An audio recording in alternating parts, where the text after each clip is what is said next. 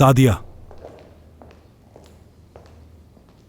तुम्हें क्या लगता है मैं तुम्हें नजरअंदाज कर रहा हूं? हाँ, अगर कल का डिनर मैं भूल गया तो तुम मुझे इस तरह का इल्जाम दोगी?